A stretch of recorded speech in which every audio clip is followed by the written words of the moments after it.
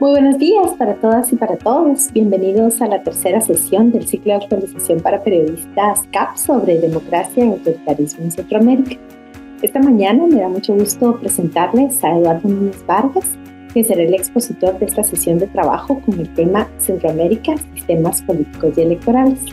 Eduardo es politólogo por la Universidad de Costa Rica, tiene un posgrado en gerencia de proyectos de desarrollo y es doctorando en gestión pública y ciencias empresariales del Instituto Centroamericano de Administración Pública, CAP. También ha sido consultor sobre partidos políticos del Programa de Naciones Unidas para el Desarrollo, del Banco Interamericano y de la Organización de Estados Americanos en programas sobre democracia y gerencia política. Actualmente, Eduardo Núñez se desempeña como director residente del Instituto Nacional Demócrata para Asuntos Internacionales, con sede en Guatemala, y también es director del Programa Regional de NDI para Centroamérica. Complementariamente, se desempeñó entre 2013 y 2019 como presidente de la Asociación Costa Rica Íntegra, que es el capítulo en formación de Transparencia Internacional en ese país. Quisiera comentarles antes de iniciar que esta presentación la va a realizar Eduardo a título personal como politólogo y analista y no en su condición de director de NDI. Así que muchas gracias, Eduardo, por estar nuevamente con nosotros, por ser un aliado de los ciclos CAP, y te dejamos en el uso de la palabra. Muchas gracias, María, y muy buenos días para todas y para cada una de ustedes. Un gusto compartir la mañana de hoy sobre un tema que estoy seguro del que todos prácticamente a lo largo de todos los días tratamos, que es propiamente la dinámica política vinculada a los regímenes electorales, los procesos electorales y, por supuesto, la evolución de los partidos políticos.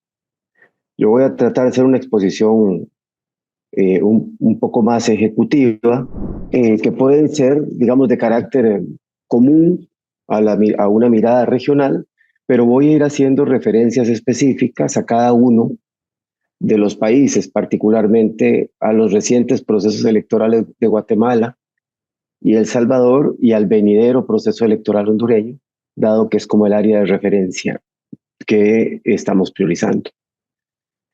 Básicamente, lo que quiero es presentar una lectura crítica de los procesos electorales y la evolución de los sistemas de partidos, identificando en primera instancia las principales tendencias y segundo, desde el concepto con el que ahora valoramos las elecciones y la consistencia de los regímenes político-electorales, que es el concepto de integridad electoral, cuáles parecieran ser los desafíos fundamentales a los que tenemos que ponerle particular atención en términos tanto de las posibles iniciativas de rediseño normativo institucional como de la evolución práctica de los sistemas de partidos en su conjunto. Bien, si habláramos de tendencias, yo les quiero compartir a partir de una estructura que en su oportunidad construimos con uno de los principales referentes en materia de análisis de las elecciones en América Latina, con don Daniel Soato, un conjunto de categorías que me parece que permiten entender y comparar procesos electorales y sistemas de partidos. Si bien ustedes pertenecen al norte de Centroamérica, voy a hacer referencias en general al istmo centroamericano, y si hubiera interés, pues podemos dar una mirada incluso un poquito más extensa en caso de que ustedes lo consideren oportuno. Bien. Si tuviéramos que hablar de tendencias, yo diría que la primera tendencia fundamental que encontramos es la notable regularidad electoral que ha caracterizado a América Central desde su transición allá por el año 1982-83 en Honduras, que es donde arranca el proceso de transición en Centroamérica, pero con un también notable aumento en la presentación de inconformidades sobre la forma en que se desarrollan las elecciones y sobre los resultados de las elecciones. Es decir, tenemos la novedad de que hemos tenido elecciones de manera regular en todos nuestros países, se han cumplido los calendarios electorales, los ciclos constitucionalmente establecidos, se ha entregado el poder más allá de tensiones en uno u otro sentido. En ese sentido, América Central muestra una notable normalidad y regularidad electoral. No obstante, a pesar de esa regularidad electoral y de que las elecciones han sido la forma en que se ha buscado la salida a la crisis. El caso de Honduras en el 2009 es un ejemplo. Lo que para algunos fue un golpe de Estado, para otros la sucesión constitucional o como lo llamaban en aquel momento, dependiendo de con quién hablara uno en Honduras, encontró la salida en las elecciones del año 2009. Y así sucesivamente. Si vemos el caso de la República Dominicana, en el año 1994, en donde se recorta el periodo constitucional del presidente Balaguer, la salida es una salida electoral, adelantando las elecciones en el año 96, que permite la llegada al poder de Leonel Fernández en su primera ocasión. Es decir, aún en medio de crisis institucionales, ha habido salidas electorales a esas crisis, produciéndose este elemento de normalidad y regularidad electoral. Ahora bien, esa regularidad y esa normalidad electoral viene acompañada por algunas alertas que son importantes. Primero, la reaparición del discurso del fraude electoral. Más allá de evidencia, más allá de que hayan dudas razonables o no sobre la consistencia, la certeza o la transparencia de los resultados electorales, a final de cuentas ha aparecido el discurso del fraude casi que de una manera preventiva. ¿Qué quiero decir? Distintos candidatos, candidatas o partidos en contienda electoral utilizan la idea de que si gana X o Y es por fraude. Me explico, es el uso del fraude, del discurso del fraude como una herramienta política o como una estrategia política para cuestionar la consistencia, la integridad o la claridad del triunfo de otros.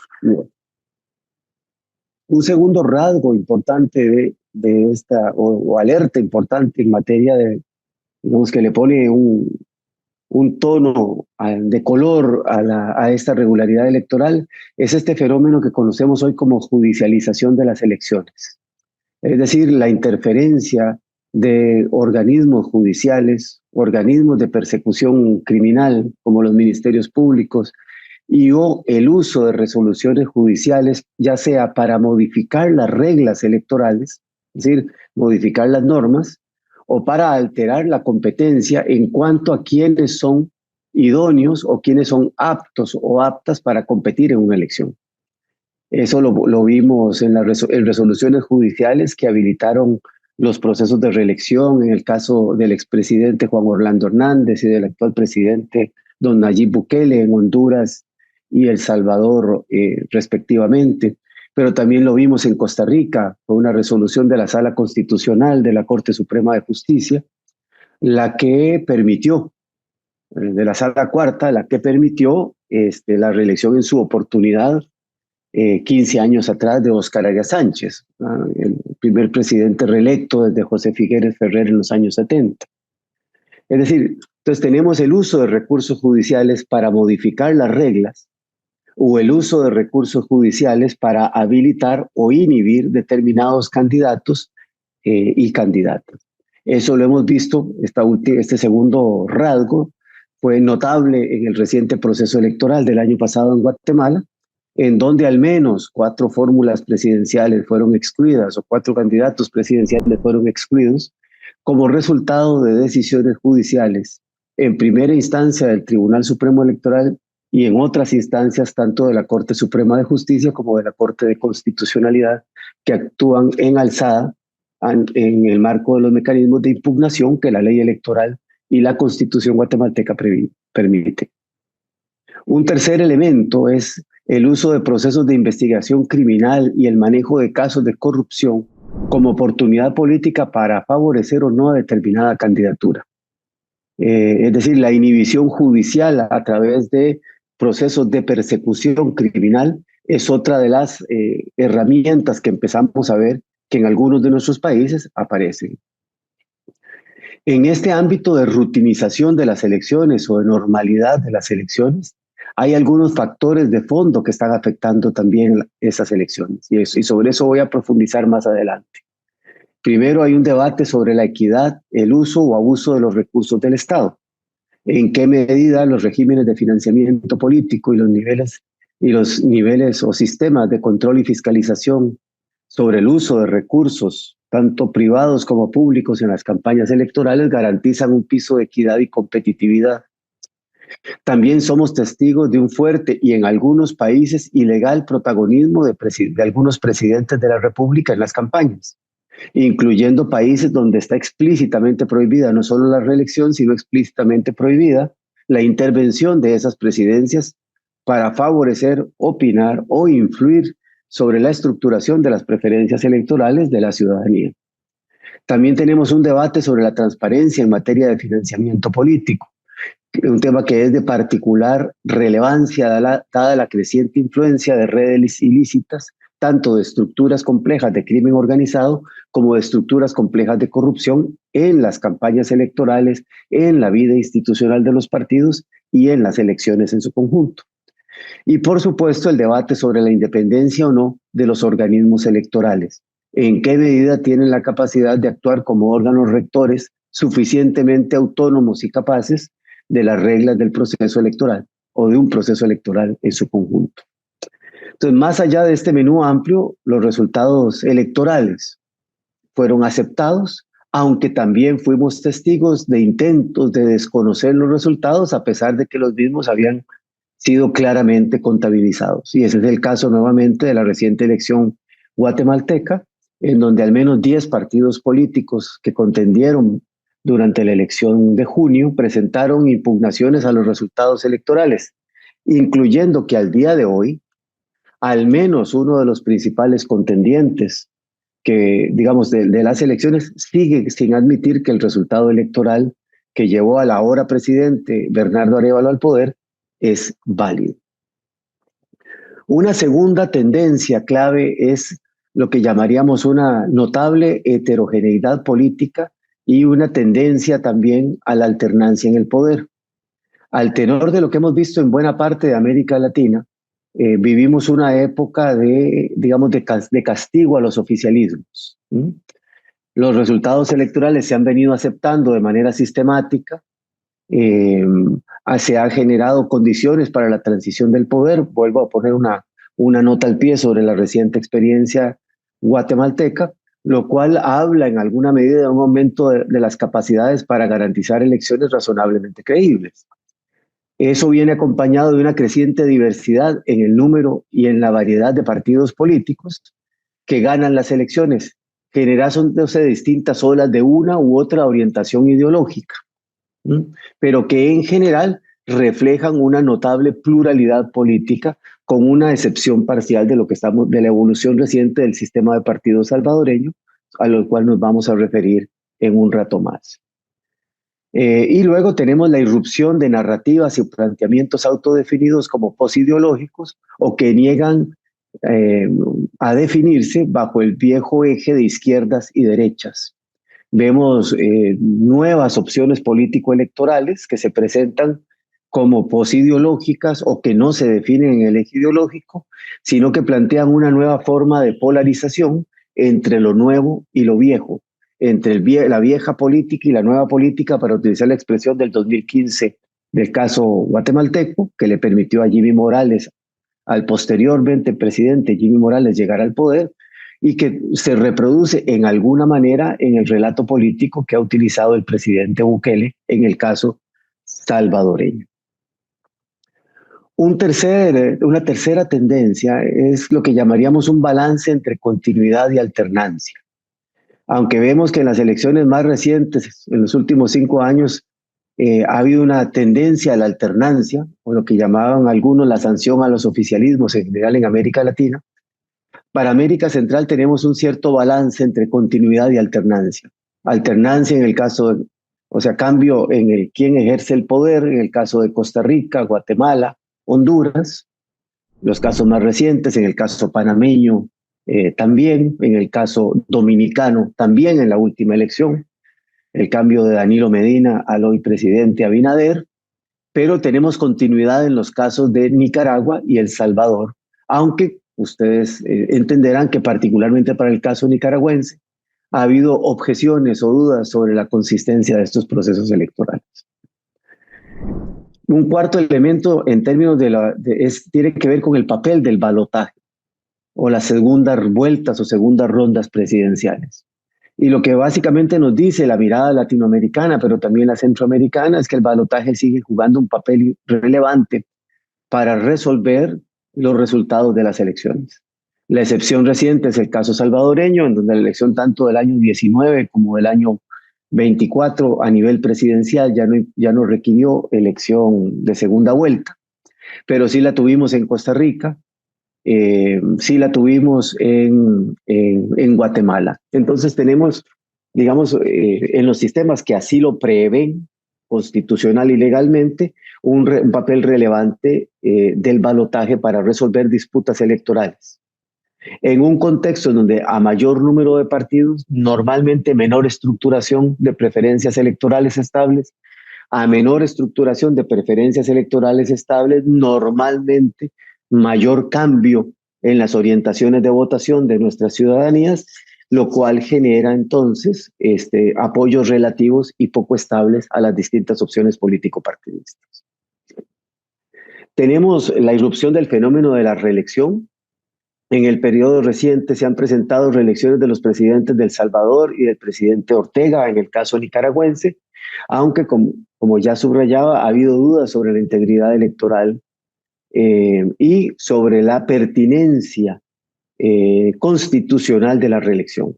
No tengo que decírselo a los y las salvadoreñas que ha habido y hay hasta el día de hoy una disputa sobre la pertinencia constitucional o la validez constitucional de la reelección del presidente Bukele en este año 2024, que le permitirá asumir un nuevo periodo constitucional a partir del mes de junio de este año, de la misma manera que ha habido un largo debate sobre la reelección continuada del presidente Ortega. Tenemos, tal vez el elemento clave de la reelección es que donde hemos visto fenómenos de reelección, la reelección ha sido básicamente establecida a partir de resoluciones judiciales y no a partir de reformas constitucionales o reformas legales que habiliten la figura de la reelección presidencial de manera, digamos, por las vías más naturales o más normales. Y vuelvo a citar que son los casos de Costa Rica y de El Salvador y de Honduras, en donde el uso de resoluciones judiciales ha sido la forma en que se habilita la reelección presidencial. En el caso costarricense, reelección presidencial no consecutiva. En el caso de El Salvador y Honduras, reelecciones presidenciales consecutivas. Un sexto elemento que tenemos que valorar es el de la participación electoral, es decir, la asistencia a las urnas. Y aquí encontramos también una gran diversidad en cuanto a los niveles de participación electoral en América Central. Vemos que Guatemala y El Salvador se mantienen en sus rangos históricos. La reciente elección salvadoreña se mantuvo en el rango de poco arriba del 50% de participación electoral o de asistencia a las urnas. Guatemala se mantuvo en el horizonte del 60%, manteniéndose dentro de niveles, digamos, modestos de participación electoral si los comparamos con otros países como Nicaragua o como el mismo Panamá o como la República Dominicana, que participan arriba del 70% de las personas. Pero tenemos en el caso costarricense una tendencia a la baja sostenida en los niveles de asistencia a las urnas. La última elección presidencial es una de las elecciones con los niveles de participación electoral más bajos en la historia costarricense. Esto puede ser interpretado de muchas maneras.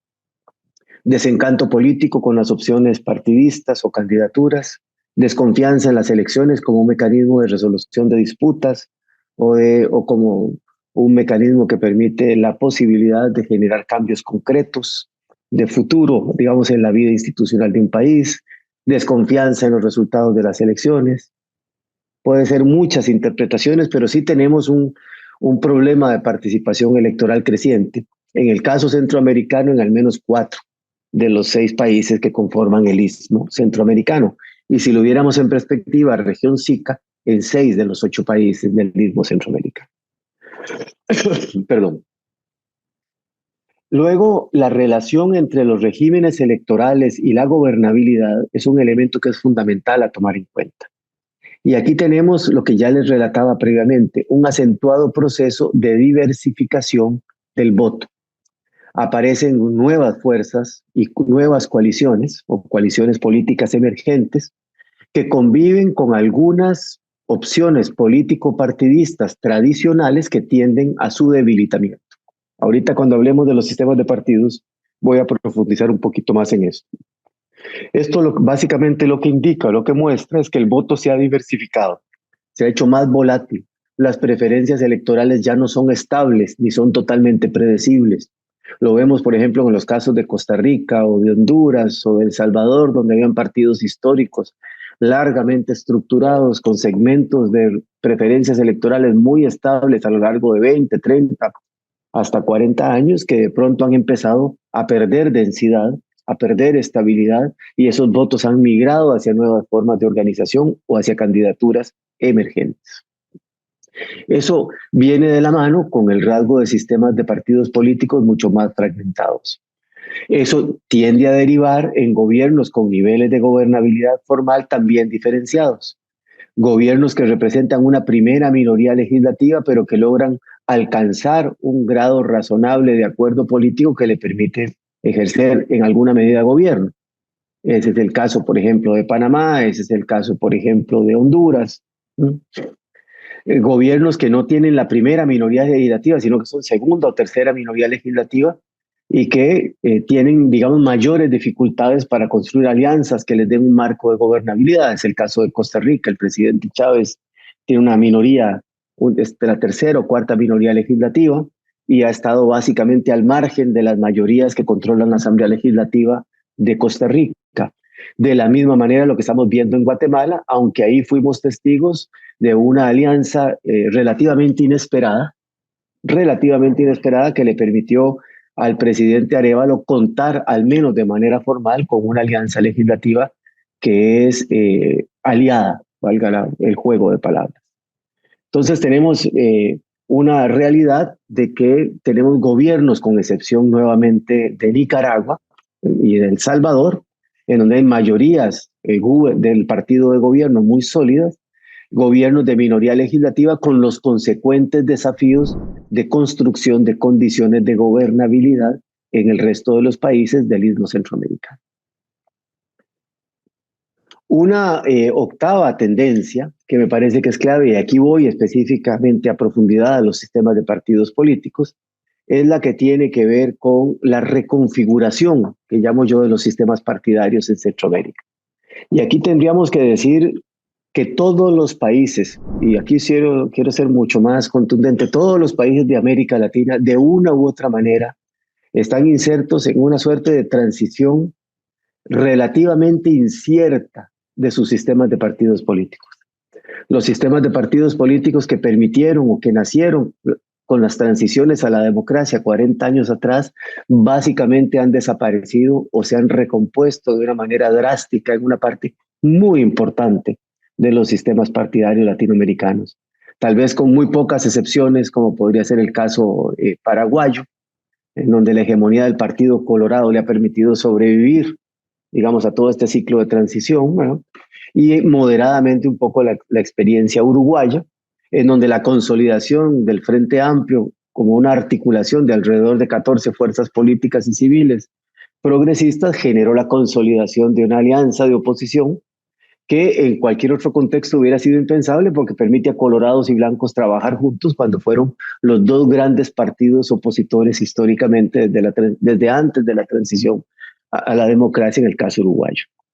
Pero lo que estamos viendo en el caso centroamericano es una tendencia a la fragmentación de los sistemas de partidos políticos en prácticamente todos los países. La emergencia de partidos electoralmente competitivos pero con baja institucionalidad interna, el reajuste de los pesos electorales de los partidos históricos y una notable modificación de las posiciones de los partidos, particularmente de los partidos históricos, en el espectro ideológico. Y entonces vienen elementos de incertidumbre en relación con qué grado de estabilidad tienen estos sistemas de partidos y en qué medida esa estabilidad garantiza condiciones de gobernabilidad para estos países. Y surgen preguntas. ¿Son los nuevos partidos y sus bases electorales modificaciones estables en las preferencias electorales o solamente una muestra de ciertos estados anímicos de los votantes?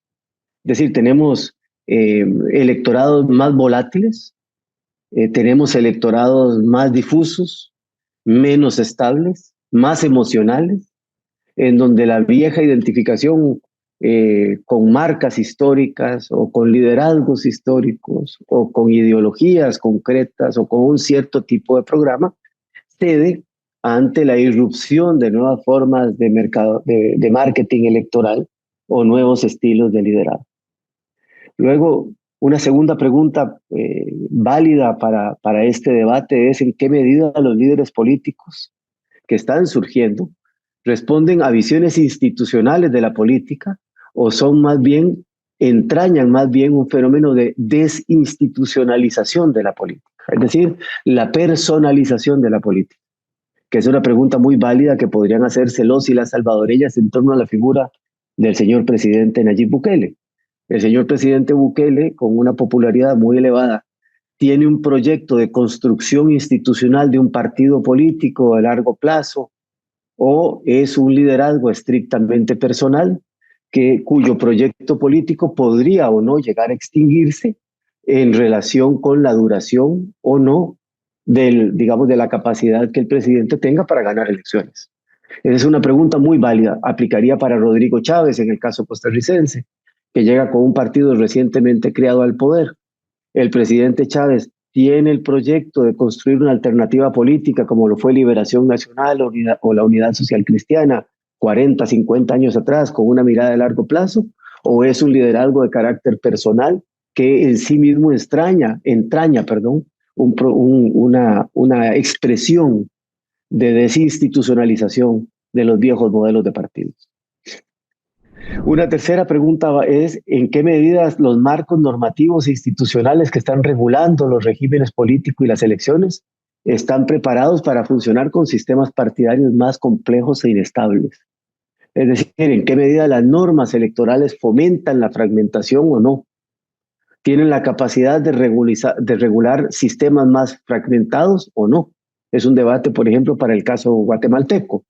La reforma electoral del año 2016 estableció un régimen de medios que le da acceso igualitario a todos los medios de comunicación, a los partidos políticos durante las campañas electorales y estableció una cantidad X de tiempo para distribuir.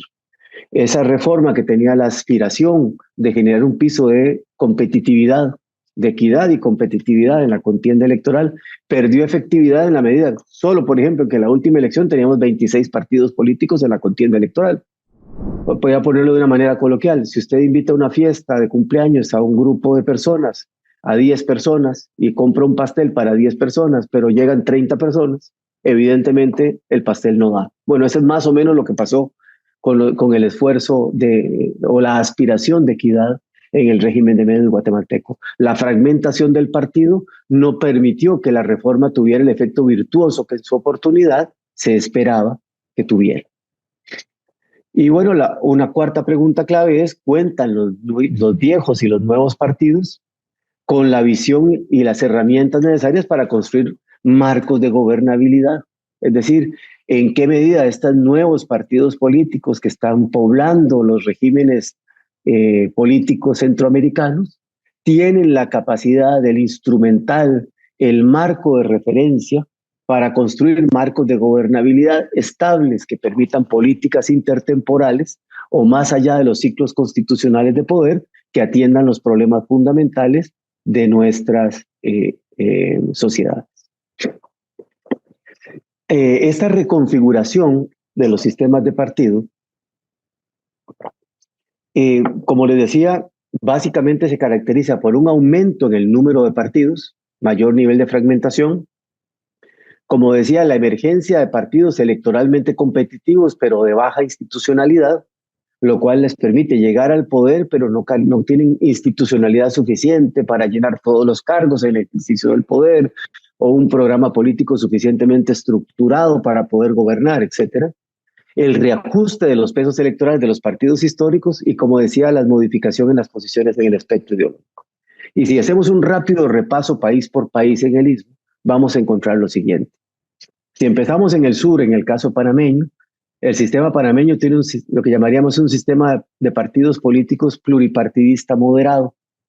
en donde si bien ha tendido a modificarse con el tiempo los partidos que lo constituyen, por ejemplo, la desaparición o la reconfiguración de partidos históricos, como lo fue la democracia cristiana, como lo fue el anarquismo, para dar nacimiento a nuevas formas de partidos políticos, ha tendido, digamos, a una fragmentación relativamente moderada como resultado del tipo de sistema electoral que tienen y la influencia que ese tipo de sistema electoral tiene para evitar una mayor fragmentación del sistema. No obstante, el establecimiento de la figura de candidaturas independientes abre un portillo a una mayor fragmentación e introduce mayores, digamos, desafíos en materia de gobernabilidad, aunque habría que decir que hasta ahora las candidaturas independientes no han calado en términos de haber alcanzado éxitos electorales importantes. Para el caso de Costa Rica, tenemos uno de los fenómenos de mayor fragmentación del sistema de partidos políticos. Costa Rica era un sistema clásico llamado bipartidista, surgido a partir de la Constitución del año 1949, y básicamente giró en torno a la construcción de un partido histórico denominado Liberación Nacional. Frente a Liberación Nacional se configuró un partido de oposición que primero se llamó Unión Nacional en los años 50, Unificación Nacional en los años 60, principios de los 70, Coalición Unidad en la segunda parte de los años 70 y Partido Unidad Social Cristiana a partir de los años 80. Pero siempre fue un modelo bipolar o bipartidista entre Liberación Nacional y una alternativa de oposición con un notable grado de alternancia en el poder entre estos dos partidos políticos. El nuevo siglo trajo a Costa Rica la irrupción de una gran cantidad de partidos políticos hasta llegar a la elección de hace 2 años, en el 2022, en donde participaron 25 candidaturas presidenciales, solo para que ustedes se hagan una idea. Claro, de esas 25 candidaturas presidenciales, 19 no pasaron del 1 o 2% de intención de voto. Entonces, una fragmentación formal del sistema que plantea un desafío, digamos, en términos de la identificación y diferenciación programática ideológica de estos partidos o de su capacidad para implantarse en el imaginario electoral de esos partidos. Pero el rasgo más notable es el declinamiento de los partidos históricos. Liberación Nacional, que había tenido un piso histórico de 40% de intención de voto, hoy anda alrededor, poco abajo del 20%.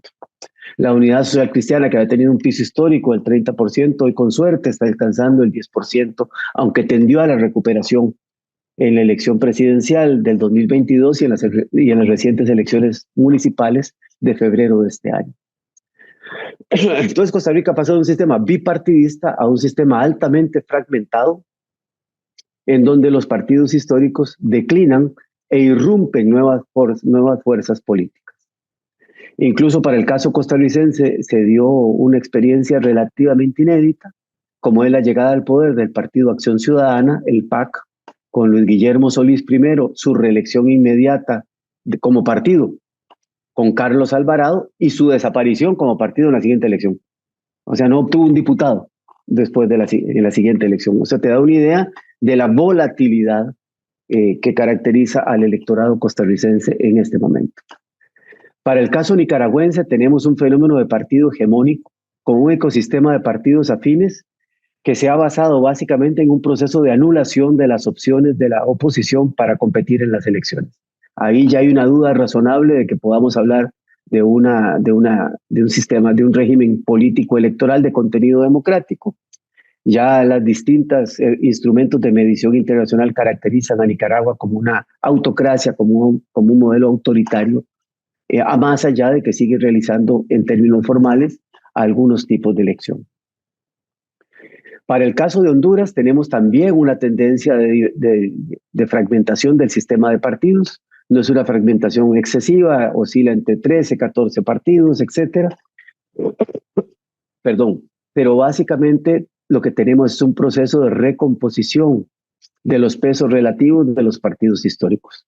Honduras también era un sistema caracterizado o definido como un sistema bipartidista, en donde ese sistema bipartidista permitía la alternancia entre el Partido Nacional de corte conservador y el Partido Liberal, como su nombre lo dice, de corte liberal clásico. Ese proceso, digamos, ese sistema bipartidista acentuó su fractura fundamentalmente a partir del golpe de Estado del año 2009, que dividió al Partido Liberal de una manera severa, y la irrupción o el surgimiento a partir de la sinergia de los disidentes del Partido Liberal y los movimientos de oposición al golpe, la movilización social de oposición al golpe, del surgimiento del Partido Libre, hoy en el poder de la mano de la presidenta Xiomara Castro. Tenemos también una recomposición relativa de ese sistema. Hasta la elección reciente, el partido, digamos, nacional sigue siendo una fuerza política que pareciera ser razonablemente estable, aunque las encuestas sobre preferencias electorales muestran un declinamiento de su base electoral. Y la irrupción de Libre como un nuevo polo de poder, a pesar de los rasgos particulares que tiene el Partido Libre en su proceso de conformación entre sus distintas corrientes internas y los desafíos internos de gobernabilidad que caracteriza a este partido. En el caso de El Salvador, tenemos una transición digamos, acelerada hacia un sistema de partido hegemónico, con lo que llamaríamos un fenómeno de alta personalización de la política, en la figura del hoy presidente don Nayib Bukele. El Salvador era otro sistema, fundamentalmente posacuerdo de paz en 1992, de carácter bipartidista. Bueno, siempre fue un pluripartidismo moderado, pero eran, digamos, dos grandes partidos que se alternaron en el poder, el Partido Arena y el Partido Frente Farabundo Martí para la Liberación Nacional, con algunos otros partidos que generaban marcos de gobernabilidad en la Asamblea Legislativa, fundamentalmente el Partido de Conciliación Nacional, hoy Partido de Concertación Nacional, el PCN, la Democracia Cristiana, con una tendencia, digamos, decreciente, y a partir de la división de Arena, en su oportunidad, con la salida del expresidente Saca, el surgimiento del Partido Gana. Sin embargo, digamos, más allá de esto, es un sistema que se ha atendido a la fragmentación. Para la última elección, me corrigen mis colegas salvadoreños, creo que llegó a 13 o 14 partidos, no todos compitieron en las elecciones, y se ha dado un proceso de depuración del sistema con la desaparición de al menos 2 partidos políticos que compitieron, pero donde se ve el cambio más notable es en la reducción de los pesos electorales de los partidos históricos, fundamentalmente Arena y el FMLN. La irrupción de nuevas ideas, el partido del presidente como un partido de carácter hegemónico, con una supermayoría en la Asamblea Legislativa, con un predominio en al menos en aproximadamente la mitad de los municipios, de los 44 municipios, y con el 48% de todos los cargos municipales a nivel de consejos plurales en el ámbito del gobierno local. Y tenemos finalmente el caso guatemalteco, que es el caso por excelencia de un sistema de baja institucionalidad y alta fragmentación. Guatemala ha producido más de 100 partidos políticos desde 1985 a la fecha. Todos los partidos históricos que hicieron la transición a la democracia ya desaparecieron. El Movimiento de Liberación Nacional, el Partido Revolucionario, la Democracia Cristiana Guatemalteca. El partido más estable en los últimos 5 ciclos electorales es la Unidad Nacional de la Esperanza, la UNE, pero ha tendido, como lo demostró la última elección, a ir perdiendo poco a poco su base electoral, que ha sido notablemente estable. Y digo que ha sido notablemente estable porque eso le permitió a la UNE ir a 5 segundas rondas presidenciales, ser primera o segunda minoría en todos los congresos en los últimos ciclos electorales, etcétera, ¿no? Pero tenemos un sistema muy fragmentado, en donde no es poco frecuente que partidos sin experiencia previa o de reciente creación accedan al poder. Tenemos un sistema de partidos de minoría, o sea, gobiernos de minoría legislativa desde el año 2003 para la fecha, desde la elección del año 2003 para la fecha, con los gobiernos de la Gana primero, la Unidad Nacional de la Esperanza con Álvaro Colón después, el gobierno del Partido Patriota con Pérez Molina, el gobierno de Jimmy Morales con el FCN y el gobierno de don Alejandro Yamatei con Vamos, y es la situación que enfrenta el presidente Arévalo actualmente, siendo la tercera minoría legislativa en el Congreso de la República con su partido Movimiento Semuz. Este repaso muy rápido, por supuesto se me quedan cosas sobre las cuales luego podríamos profundizar, lo que nos dice es eso. tenemos una reconfiguración incierta de los sistemas de partidos, con una notable tendencia al aumento del número de partidos, por ende a la fragmentación de los sistemas. Esa fragmentación viene acompañada de un problema de estabilidad institucional en una parte importante de los partidos, lo cual permite que partidos con baja institucionalidad accedan al poder, aumentando los desafíos de gobernabilidad y afectando las capacidades de gobierno de estos partidos. Eso plantea un desafío general de gobernabilidad para nuestros sistemas y amerita o demanda madurez suficiente en las distintas fuerzas políticas para tratar de construir espacios de diálogo, confluencia y entendimiento que generen estabilidad en torno a políticas y servicios públicos estratégicos. Y la novena tendencia es la eterna deuda en materia de equidad de género que caracteriza a los sistemas partidarios y a los sistemas electorales de Centroamérica en general. Aquí tendríamos que decir que hay dos excepciones notables, Nicaragua y Costa Rica por ahora. Nicaragua, que tiene el nivel de participación de mujeres en la Asamblea Legislativa más alto de la región, a pesar de que no es considerado, digamos, una democracia electoral en forma y fondo. Y Costa Rica, que estableciendo mecanismos de paridad vertical y horizontal, ha conseguido cerrar progresivamente la brecha de participación de las mujeres, con lo cual anda ahora la conformación de la Asamblea Legislativa por alrededor del 40 y poquito por ciento de mujeres en la Asamblea Legislativa. Pero aquí tenemos un desafío, y es el desafío tradicional de las pirámides de acceso al poder. Hay una ampliación del número de electoras, hay una ampliación del número de afiliadas de mujeres en los partidos, pero hay un relativo embudo que va cerrando la posibilidad de las mujeres acceder a cargos de dirección de los partidos y en alzada de acceder a cargos de representación popular a nivel parlamentario, a nivel municipal y por supuesto, sin lugar a dudas, con la excepción de la presidenta Castro, a nivel presidencial. Cierro la exposición a partir de este balance, tratando de plantearles a ustedes para reflexionar hacia el futuro cuáles son los desafíos que enfrentamos en materia de integridad electoral, algo que me parece que es sumamente relevante, particularmente para las próximas elecciones hondureñas del año entrante, tanto las internas como las generales, a realizarse las primeras en el primer semestre y las segundas en el segundo semestre del año entrante. Y estos desafíos creo que quedaron claramente visibilizados en las elecciones recientes de Guatemala en el 2023 y las elecciones presidenciales, legislativas y posteriormente municipales y del Parlacén del caso salvadoreño, ahorita en febrero y marzo 2024. Bien, creo que el primer desafío es que se ha abierto nuevamente el debate sobre la confianza en las elecciones. El uso de narrativas de fraude, las alteraciones fuera de tiempo de las normas electorales, o sea, cambios en las reglas electorales muy cerca de las elecciones, y la evidente pérdida de autonomía de los organismos electorales frente a alianzas hegemónicas, en el caso guatemalteco, o hiperpresidencialismos, como en el caso salvadoreño, plantean un debate sobre en qué medida las elecciones pueden ser confiables. Y lo que vemos es que las ciudadanías tienden a desconfiar más de las elecciones. Y en esto juega un papel importante la manera, en ocasiones poco responsable, con la que los partidos políticos, candidatos y candidatos hablan de fraude electoral durante sus campañas electorales, sin que haya evidencia de alteración efectiva de resultados electorales. Creo que aquí tenemos que abrir un debate sobre en qué medida usar la narrativa de fraude como estrategia electoral no termina lesionando de fondo la legitimidad y la confianza de las elecciones como institución electoral.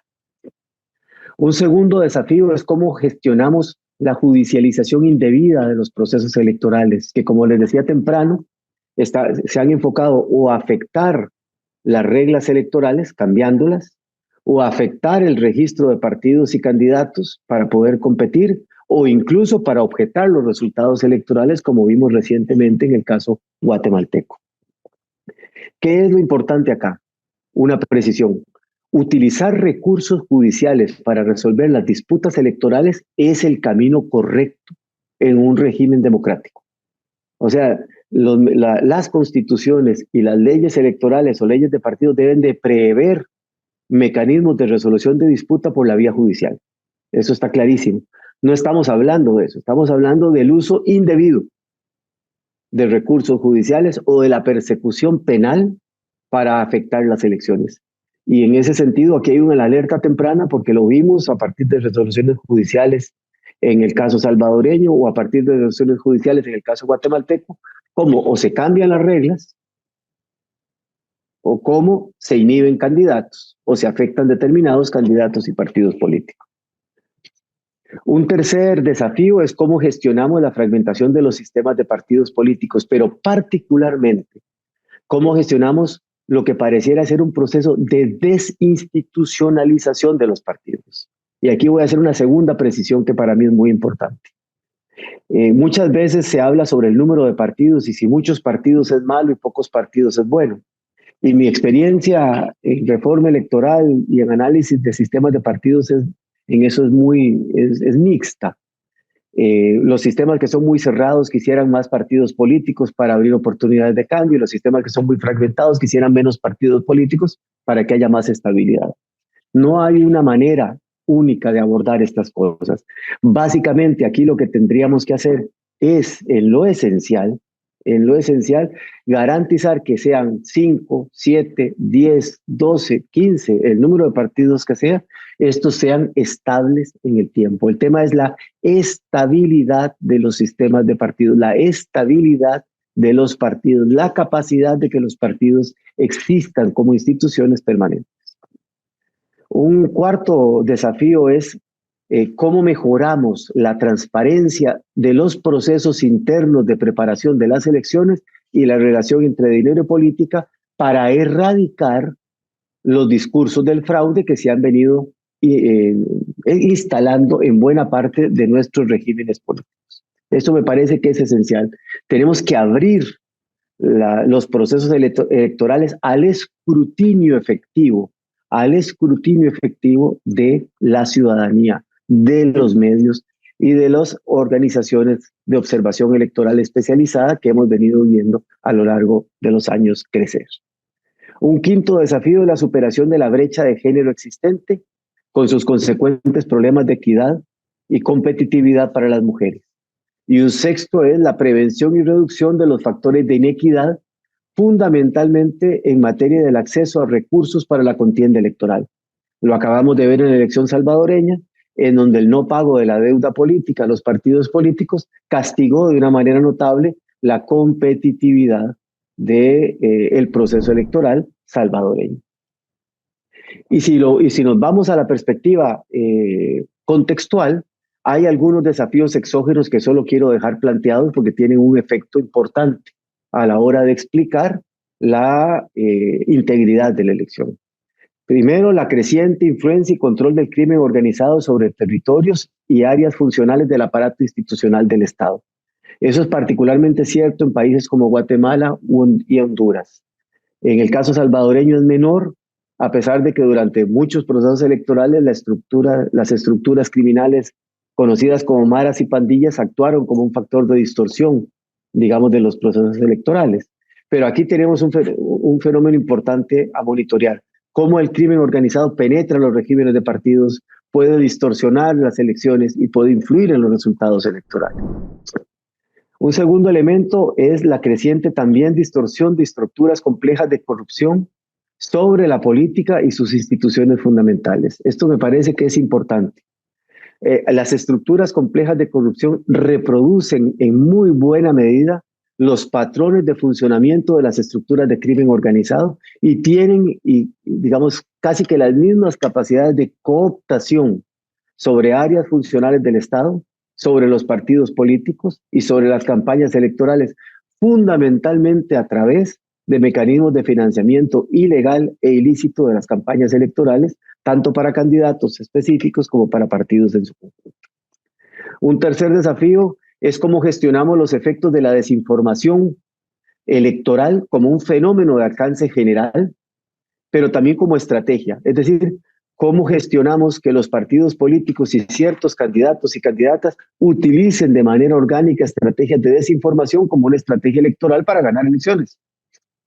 O sea, no es solo la desinformación que genera dudas sobre la elección o sobre la integridad del resultado, es el uso de estrategias de desinformación como estrategia, valga la redundancia, electoral, como herramienta electoral. ¿Y en qué medida entonces gestionamos sobre eso los efectos de la digitalización de la política y las elecciones? Es decir, el cambio que estamos viendo en los escenarios o las arenas en las cuales la política se está desarrollando. Y aquí hago una breve precisión a qué me refiero. Durante, digamos, los ejes fundamentales de la política tradicional en Centroamérica y en América Latina en general eran el territorio, la organización, movilización y el discurso político. Es decir, la política se jugaba en los territorios, se desarrollaba a través de organización y movilización de personas, y para movilizar y organizar se utilizaba fundamentalmente el discurso político. Por eso la expresión histórica de la política tradicional son los mitines. Los mitines que no son la visita del líder al territorio, la movilización de la gente a través de la organización del partido para que escucharan el mensaje, el discurso, el relato político del líder o de la líder. Bueno, la política a la que estamos yendo a partir del impacto de las tecnologías de la información y de las comunicaciones cambia la arena, cambia el medio y cambia las herramientas. Si bien el territorio sigue siendo relevante, en la nueva política a la que estamos yendo es el espacio digital, el espacio de la comunicación, el espacio comunicacional de la política, en donde también se desarrolla una nueva arena electoral. Por eso pasamos de la centralidad organizacional de la política a la centralidad comunicacional de la política. Y por eso pasamos en la dimensión comunicacional del énfasis centrado en discurso político al énfasis centrado en imágenes, en ideas, en el video. Por eso tenemos un tránsito de las herramientas. Si bien todavía para el caso centroamericano y para el caso latinoamericano nos manejamos en ambas coordenadas, es muy importante que entendamos que estamos en esa transición en las formas, medios y arenas en que se hace la política y se juegan las elecciones. Un cuarto desafío exógeno es la recuperación de la política como el espacio natural para construir acuerdos en torno a las reglas de funcionamiento del régimen político en contraposición al camino judicial que se ha utilizado en varios países. Para establecer la reelección en el caso de Costa Rica, Honduras y El Salvador, o para reformar el código electoral o el sistema electoral, como ocurrió en el caso salvadoreño, con resoluciones de la Sala de lo Constitucional previa a la que ahora habilitó al señor presidente Bukele para su reelección, etcétera. Tenemos abundantes ejemplos de que estamos utilizando recursos judiciales para suplir la incapacidad de los partidos políticos para ponerse de acuerdo en cómo generar un marco de competencia razonablemente equitativo y competitivo. Y finalmente, cómo gestionamos el fenómeno de la polarización política y social que estamos viviendo. En el entendido de que esa polarización ya no es una polarización de carácter ideológico, no es una polarización que se explique en términos de diferencias ideológicas, aunque se siga utilizando el discurso ideológico, ¿no?, como ocurrió en la reciente elección guatemalteca, sino que es una polarización de carácter emocional. Al ser una polarización de carácter afectiva o emocional, no se basa en ideas, no se basa en verdades, se basa en percepciones, se basa en fundamentalmente temores. Se induce a partir de generar temor al cambio o temor a la vuelta al pasado, temor a la izquierda o temor a la derecha, pero al final no es el referente ideológico, es el temor a la diferencia, al pensamiento diferente, a la posibilidad de un cambio. Ese tipo de polarización afecta no solo la confianza interpersonal en el ámbito de las sociedades, afecta la estructuración de preferencias electorales estables y por ello hace mucho más difícil las contiendas electorales, pero mucho más aún afecta las condiciones de gobernabilidad con las cuales candidatos o candidatas que puedan llegar a la presidencia o liderar muchos países, utilizando este tipo de estrategias, luego tienen que ver cómo la solventan para tratar de gobernar de manera efectiva. Eso es lo que traía para compartir con ustedes la mañana de hoy.